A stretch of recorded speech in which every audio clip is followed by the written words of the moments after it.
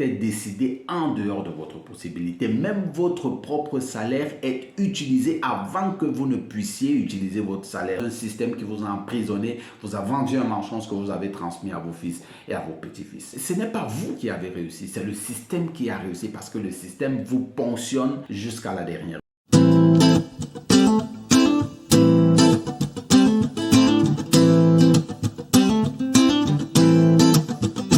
Bonjour et bienvenue à cette vidéo, je suis Didier Mayem de BD Friends. Si vous êtes nouveau sur cette chaîne, eh bien vous êtes le bienvenu. Donc abonnez-vous, activez la cloche de notification pour ne pas rater nos prochaines vidéos. Bien sûr, likez et partagez cette vidéo à toute personne à qui vous pensez que ce pourrait être utile. Si vous êtes un habitué, vous savez comment ça se passe. Faites un j'aime, partagez autour de vous. Donc à vous tous, que ce soit les nouveaux abonnés, que ce soit ceux qui sont abonnés depuis toujours, n'hésitez pas à faire des commentaires, faites des commentaires pour que j'améliore la qualité de mes vidéos et pour que je vous apporte un contenu encore plus soutenu, encore plus revigorant pour vous, encore plus nourrissant mentalement ou bien intellectuellement. Donc merci de faire des commentaires, merci de me faire des suggestions et je remercie toutes les personnes qui participent dans leurs commentaires. Et je demande sincèrement mes excuses à tous les abonnés qui se sont abonnés pour la formation gratuite que j'ai proposée dans la précédente vidéo, Design Yourself to be Different. Il y a eu un petit couac avec la technique, donc le couac a été arrangé, mais si vous avez toujours des problèmes à vous abonner à la formation gratuite, eh bien faites simplement un mail à contact@unlivrepourêtre-différent.com et nous allons nous occuper de vous sous 24 heures au plus tard. Merci infiniment de continuer de me faire confiance. Vous le savez bien, cette chaîne parle d'éducation, de prise de responsabilité individuelle, bien sûr, pour aboutir à la libération. Et donc aujourd'hui, on va continuer dans ce thème avec le livre, la suite du livre, L'autoroute du millionnaire. Ça, c'est la 5e vidéo de la série de 8 vidéos qui arrivent sur ce livre époustouflant, ce livre bourré de connaissances, écrit par MJ DeMarco. Alors, mais qui est MJ DeMarco? Racontons une histoire de la vie de MJ DeMarco qui a un lien direct avec ce que nous allons voir aujourd'hui. Eh bien, MJ DeMarco, il n'est pas comme moi, il a fait des études, il a eu bac plus 5, bac plus je ne sais pas combien, mais au sortir une fois, ils allaient dans l'immersion dans les entreprises afin de savoir à quoi ils allaient s'attendre. Donc il avait son bac plus 5 et quand il arrive dans la société d'assurance vers laquelle il était en train de postuler, le recruteur les amène et puis il leur montre à tous ceux qui étaient là les box dans lesquelles ils vont démarrer leur emploi. Alors ces box consistaient à quoi? En fait, il devait entrer dans cette box de 4 mètres carrés, dont 2 mètres sur 2, dans lesquelles il devait rester pendant 10 heures toute la journée pour faire des appels téléphoniques et vendre des contrats d'assurance à des personnes âgées. Et MJ DeMarco, il est très enthousiaste, il se lance, il démarre et au bout de quelques temps, il s'assoit, il se demande, mais dis donc, après un bac plus 5, voilà ce à quoi je me suis rendu à faire. Appeler des vieilles dames pour qu'elles prennent un contrat d'assurance. Et c'était pour lui une explosion dans la tête. C'est vraiment caractéristique du titre de cette vidéo. On nous a vendu un mensonge. La vie qu'on nous a vendue est un mensonge et nous allons le démontrer aujourd'hui avec cette partie du livre de MJ DeMarco. Alors la partie que nous allons examiner aujourd'hui, comme je le disais plus tôt, c'est la partie 4. Cette partie 4 comporte 6 chapitres, pardon. Et ces 6 chapitres, c'est du chapitre 10 au chapitre 15. Alors le chapitre 10 va nous parler du mensonge de la vie qu'on nous a vendue. Donc cette vie qu'on nous a vendue qui est la voilante. Et le chapitre 10, c'est le troc criminel. Alors, le troc criminel, dans ce chapitre, il parle de l'emploi qu'on appelle le travail, comme si faire autre chose à la place d'être un employé n'est pas un travail. Et pourquoi est-ce que c'est un troc criminel? C'est un article intéressant à lire, c'est un chapitre intéressant à lire. Le chapitre 12 qui parle de la voilante et la belle question qui est posée, c'est pourquoi est-ce que vous n'êtes pas riche? Alors je vous recommande vivement d'acheter ce livre et d'aller lire spécifiquement ce chapitre parce que dans ce chapitre, il a des formules mathématiques pour vous expliquer pourquoi vous n'êtes pas riche parce que vous avez pris un emploi. Alors ce sont des formules mathématiques prouvées que vous pouvez vous-même vérifier avec votre bulletin de paie. C'est énorme. Le chapitre 13 qui nous montre la scolarisation, qui parle de la scolarisation, dans lequel il dit que la course aux études, c'est vraiment un combat futile. Ensuite, le chapitre 14, là où il charge les gourous de la finance, par exemple, il charge un peu mon bien-aimé Robert Kiyosaki, que j'aime tant. C'est intéressant de voir qu'une personne que vous admirez est décortiquée dans un autre côté, et puis ça vous permet d'avoir une plus grande ouverture d'esprit. Bien sûr, ça ne diminue pas l'estime que j'ai pour MJ de Marco ni pour Robert Kiyosaki.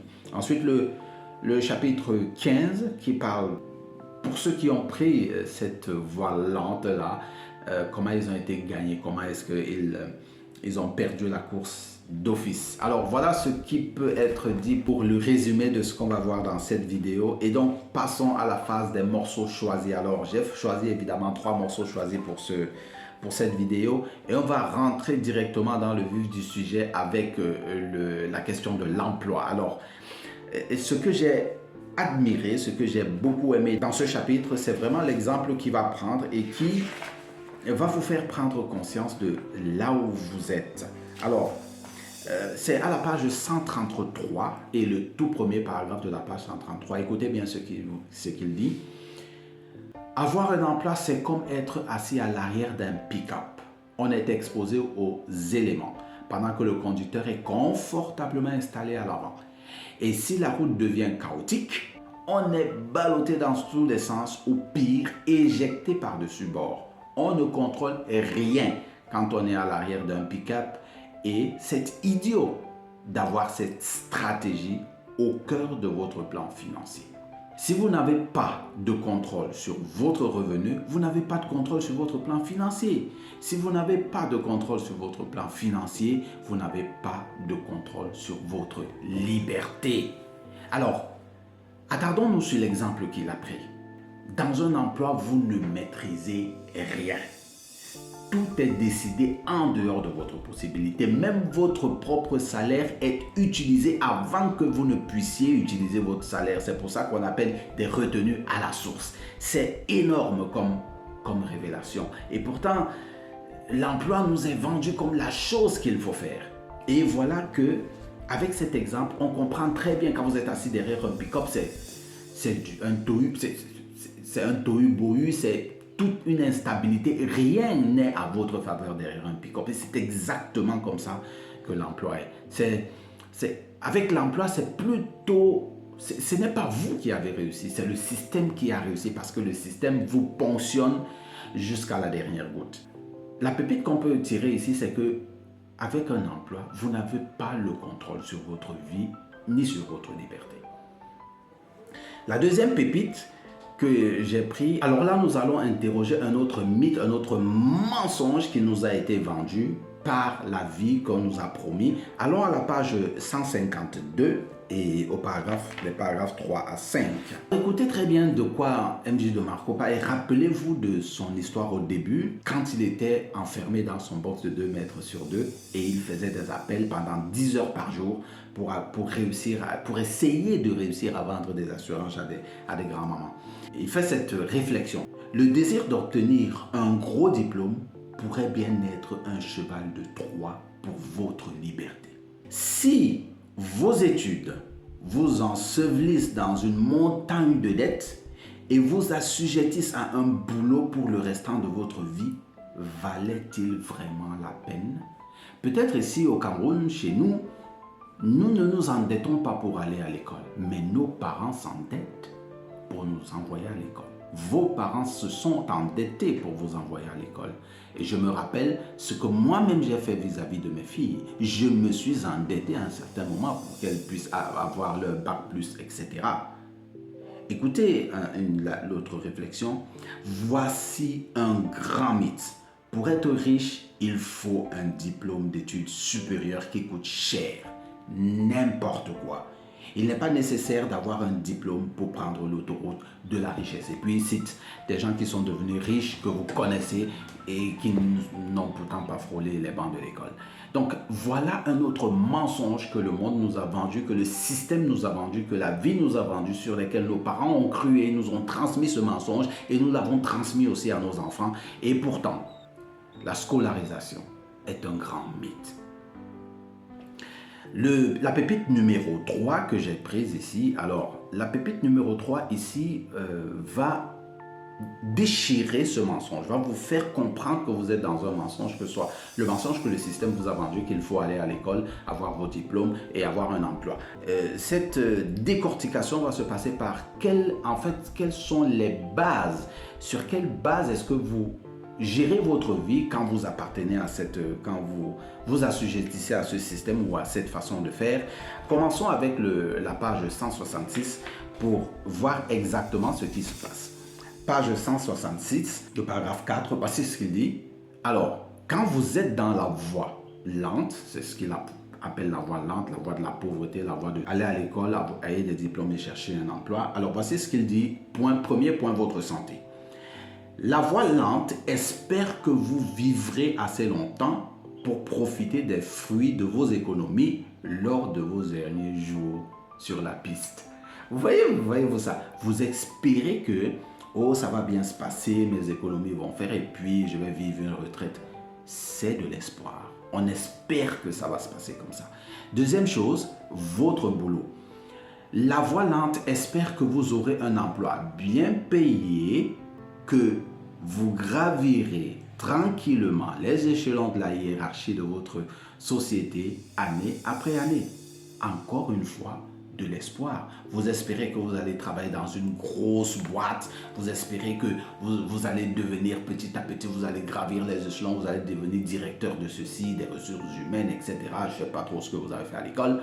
Encore un espoir, aucune garantie. Un autre espoir, ici c'est maintenant la grosse entreprise dans laquelle vous espérez. Il dit, si pour votre retraite, votre foi repose sur une société, soit sous la forme 1 de votre emploi, 2 de votre pension retraite ou 3 des actions que vous détenez, vous espérez que votre entreprise survive. Encore un espoir. Parce que votre retraite que vous espérez tant dépend de la vie de cette entreprise, de la vie du gouvernement, dépend du fait que cette entreprise reverse vos retenues.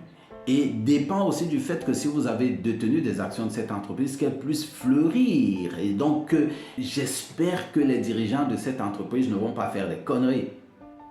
Voilà un autre espoir. Et prenons le dernier espoir pour ne pas être rebarbatif. L'économie. Écoutez bien. La voie lente espère que vos investissements vont rapporter un rendement prévisible de 8% par année et année après année.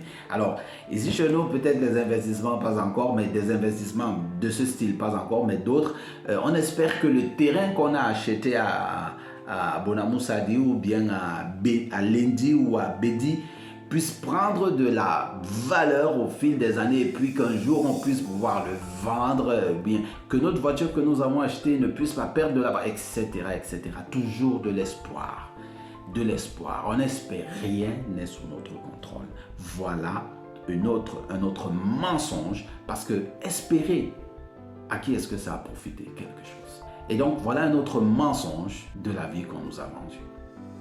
Alors en conclusion, que pouvons-nous dire en conclusion de cette vidéo? Eh bien, la vie qu'on nous a vendue est littéralement un mensonge et carrément une prison.